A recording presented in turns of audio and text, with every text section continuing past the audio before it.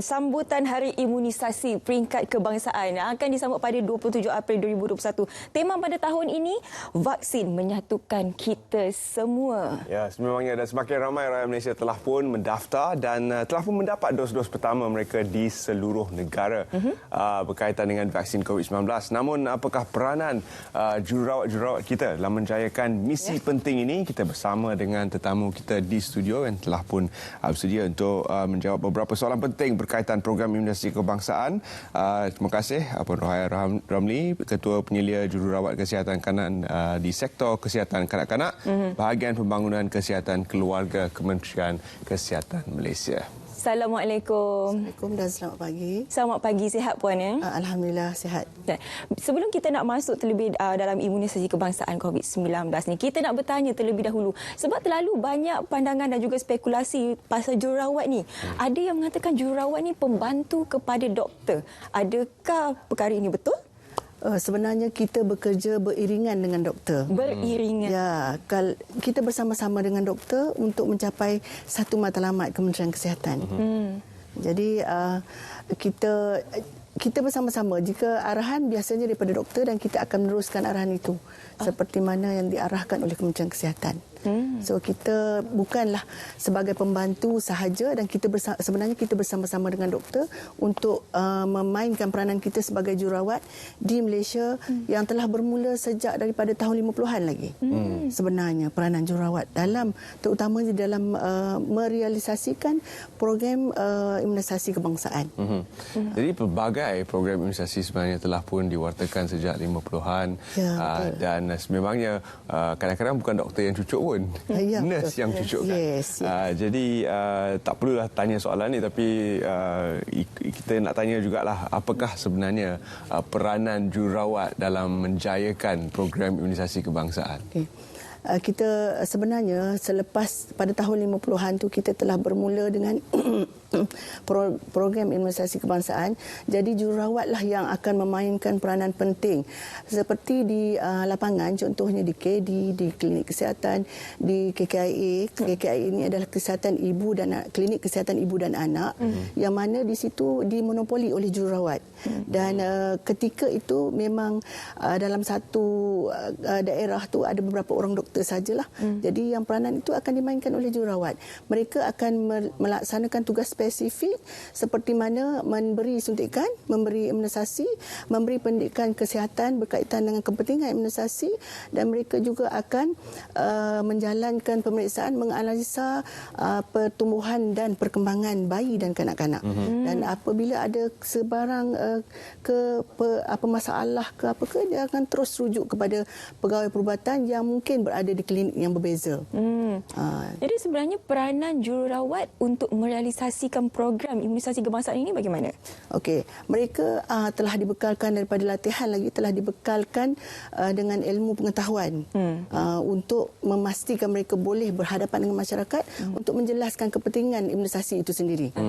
Kalau masyarakat tak faham tentang kepentingan imunisasi, of course mereka akan menolak kerana pemberian vaksin untuk memberi imuniti kepada kanak-kanak dan bayi ini akan memberikan sedikit risiko kan. Jadi apabila risiko, masyarakat biasanya akan takut sebenarnya. Tapi risiko itu sebenarnya sedikit sahaja berbanding dengan jangkitan yang mungkin akan dialami jika tidak diimunize anak-anak itu. Dan di sini kita dapat lihat peranan jururawat dalam bukan sahaja menangani sebarang pandemik atau endemik tetapi juga infodemik. Jadi bagaimana peranan jururawat di sini untuk menangani golongan yang menolak sebarang vaksin? Okey, di sinilah peranan jururawat sangat penting. Mereka akan mencari punca mengapa masyarakat atau golongan berkenaan tidak mahu mengambil vaksin. Jadi bila kita dapat puncanya, kita akan cari sos, akan berbincang dengan pegawai perubatan kita dan kita akan merujuk kes tersebut untuk ditangani oleh pegawai perubatan. Kerana di situ kita ada kemahiran yang tersendiri dan pegawai perubatan ada kemahiran mereka tersendiri. Dan mereka akan rujuk pula kepada pakar perubatan keluarga jika masih gagal menangani Jadi biasanya majoriti kes yang kita rujuk tu akan akhirnya akan menerima vaksin. Okey. Selepas dikenal pasti mereka-mereka yang menolak vaksin ni tadi, medium ataupun cara penyampaian untuk menasihati mereka ni bagaimana? Okey, biasanya kita akan melawat ke rumah. Oh. Kita akan melawat ke rumah, kita pergi tengok keadaan rumah, kita kenal pasti problem lah. Mengapa? Mungkin dia tak boleh pergi ke klinik dengan cara yang mudah, mungkin dia ada masalah untuk ke klinik, mungkin dia sangat takut, mungkin ada sejarah lalu yang menyebabkan dia rasa macam tak selesa untuk ke klinik. Jadi kita akan cuba dekatkan dengan masyarakat. Jadi kita sekarang ni kita telah mengadakan personalized care di mana jururawat itu akan ada kes-kes yang dia tersendiri, contoh kawasan dia sendiri. So jururawat akan kenal dengan masyarakat tu. Jadi masyarakat tu akan beri kepercayaan pada dia dan akhirnya dia suka dengan perkhidmatan yang kita berikan dan merelakan anaknya disuntik dan dia faham mengapa perlu suntikan itu diberi. Sekarang ni bukan saja anak kecil tapi juga warga dewasa akan diberi suntikan vaksin. Jadi berkaitan dengan pendekatan tadi, bagaimana ia berbeza sekarang dalam keadaan pandemik COVID-19 ini? Okey, contohnya kalau kita kata melawat rumah lah, kita akan memenuhi norma baharu lah. Kita tidak akan pergi seperti biasa. Kita akan gunakan PPE yang selengkapnya dan sebelum pergi kita akan call tuan rumah itu adakah mereka bersedia menerima tetamu. Jika mereka, kita tanya kesihatan mereka, keadaan mereka, selepas confirm keadaan mereka itu sesuai untuk dilawati, kita akan pergilah. So dia tetap akan melaksanakan. Itu adalah core kita sebagai jururawat. Okey. Macam Puan katakan tadi, itu lebih kepada macam imunisasi untuk kanak-kanak ataupun bayi. Bila kita fokuskan kepada imunisasi COVID-19 ini pula, bagaimana sebenarnya jururawat boleh menjayakan program ini? Okey. Sebenarnya dalam program COVID-19 ni, kita telah diberi taklimat berkaitan dengan pemberian vaksin untuk masyarakat keseluruhan. Pertama untuk golongan yang frontliner, seterusnya kepada masyarakat rentan yang mana mereka ini memang sangat-sangat memerlukan pertahanan badan. Jadi pemberian vaksin ini adalah sangat penting untuk mereka. Jadi jururawat ini adalah memainkan peranan penting terutama dalam menjadi vaksinator. Mereka akan ditugaskan sebagai vaksinator. Sebelum mereka menjadi vaksinator, mereka akan menerima vaksin dahulu.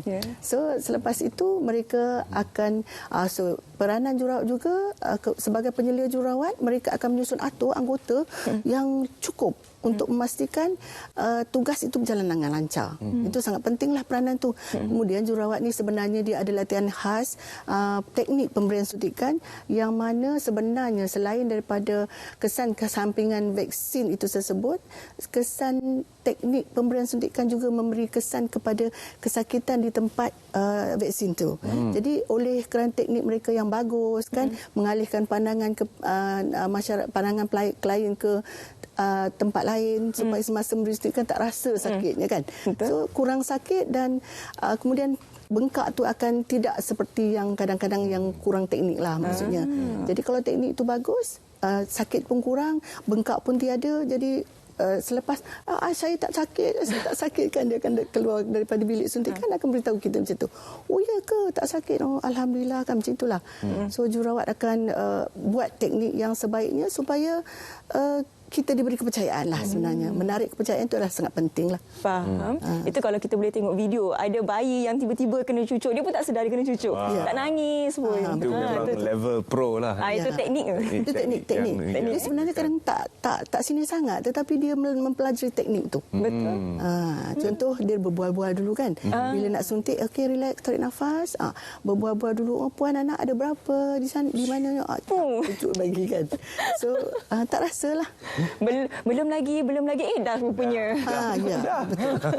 Faham. Jadi Itu adalah teknik yang sukar jugalah kalau kita tak praktik daripada awal. Kalau kita melihat setakat ini lebih 1 juta lebih rakyat Malaysia telah pun menerima dos pertama vaksin ini. Apakah maklum balas yang diterima daripada jururawat-jururawat setakat ini dalam memberi vaksin ini? Sejauh ini maklum balasnya adalah positif lah. Masyarakat semakin faham tentang kepentingan imunisasi. Jadi mereka bersedia untuk menerima imunisasi. Jadi jururawat memang gembiralah kan, sebab kita itu tugas utama core kita untuk memastikan masyarakat kita mendapat imuniti yang bagus dan kita boleh bergerak bebas walaupun dengan norma baru. Sekurang-kurangnya kita rasa macam okeylah, kita rasa diri kita macam lebih selamat apabila menerima vaksin. Kita harapkan dengan izin Allah jugalah sebenarnya kan. Jadi itulah sebabnya kita rasa jurawat memang sentiasa bersedia untuk melaksanakan, menggalas tugas dan tanggungjawab sebagai vaksinator, sebagai frontliner untuk memastikan misi program imunisasi kebangsaan ini berjalan dengan lancar. Seperti mana saya beritahu awal tadi, kita akan menyambut Hari Imunisasi Peringkat Kebangsaan pada 27 April 2021 sebagai seorang jururawat matron tadi? Matron. Pandangan puan sendiri? Sebenarnya sambutan ni setiap tahun kita adakan. Jadi dia sebenarnya untuk memastikan setiap tahun kita memperingati semula masyarakat tentang kepentingan imunisasi dan memastikan jururawat sentiasa update dia punya knowledge. Jadi update knowledge tentang imunisasi, tentang pemberian imunisasi, tentang teknik pemberian imunisasi. Jadi kita rasa berkeyakinan dan jururawat sentiasa berlapang dada untuk menerima apa juga persoalan ataupun pertanyaan daripada masyarakat kerana mereka selalu diberi maklumat yang terkini tentang vaksinasi dan tentang imunisasi. Jadi kita sentiasa bersedialah. Dan kita sentiasa nak update masyarakat tentang, sebab kita dah ada 11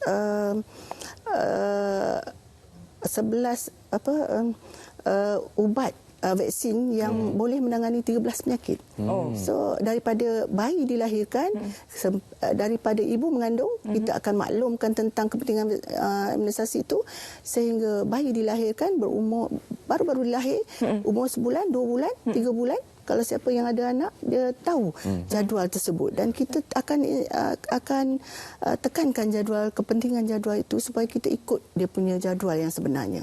Dan anak kita tak tercicir daripada imunisasi. Dan insya-Allah pertumbuhan anak dan juga kita yang perlu mengambil vaksin itu akan berkembang dengan baik.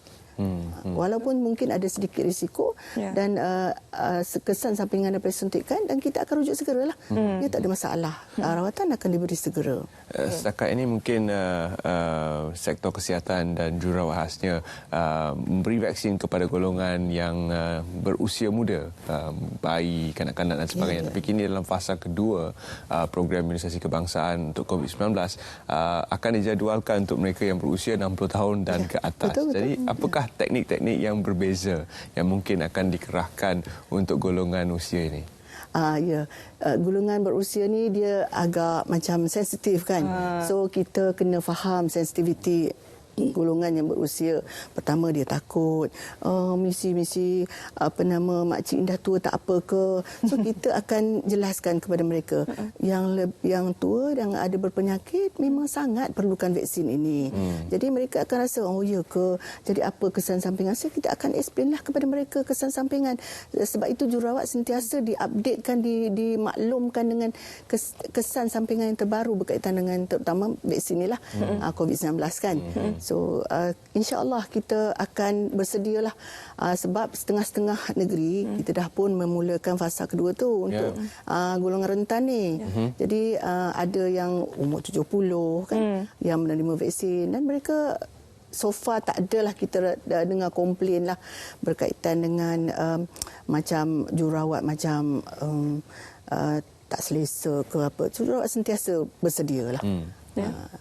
Kita boleh nampak yang betapa kuatnya mental seorang jururawat ni sebenarnya nak melayan kerenah masing-masing daripada bayi sehinggalah ke orang tua. Jadi sedikit ucapan dan juga harapan daripada puan bersempena dengan juga sambutan Hari Imunisasi Peringkat Kebangsaan ni. Saya sangat berharap kepada masyarakatlah supaya kita menerima vaksin dengan hati terbuka. Kita kena pastikan, berusaha untuk memastikan kita mendapat vaksin dan kita mendapat imuniti yang tinggi dalam proses imunisasi supaya kita boleh boleh bertemu dengan masyarakat yang lain seperti mana, tetapi dalam norma baharu dan kita kena sentiasa terbuka untuk menerima norma baharulah.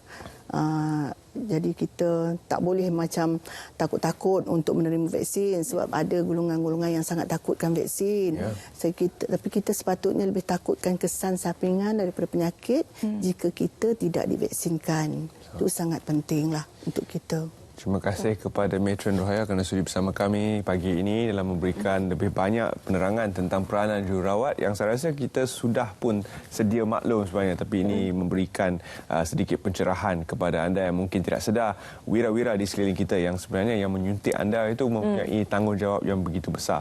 Dia suntik anda seorang, tapi sebenarnya tanggungjawabnya kepada lebih ramai individu di seluruh kawasan itu. Betul. Jadi hargailah jururawat-jururawat anda. Ya, betul. Mereka bukan sahaja mengarah tenaga, fizikal, malah mental. Mereka juga sebagai kaunselor. Bolehlah, cucuklah, janganlah nangis. Betul, Puan? Betul. Baik, Puan, terima kasih sekali lagi Puan Rohaya Ramli, Ketua Penyelia Jururawat Kesihatan Kanan Sektor Kesihatan Kanak-kanak Bahagian Pembangunan Kesihatan Keluarga. Terima kasih. Baik.